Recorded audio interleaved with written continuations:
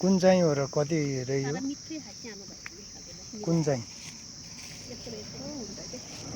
यत्रो यत्रो हुन्छ के अलि मिलाएर दिनु है ल पाकेको त्यो साह्रो नदिनु दुईवटा लानुहुन्छ सहीको यस्तो यतिको त आउला के अरे नि 1 किलो हाल्नु न 1.5 किलो खोलाउनु एउटा अहिले हालिदिउँला पक्रिनु त यति ठुलो त म सहीमा बेच्दा मलाई नै घाटा मैले 60-70 हालेर किनेको हो कि त्यो नि हजुरलाई दिउँ भनेर मैले 120 मा सहीमा भयो भयो म 1 किलो मात्रै लान्छु भयो अब अलि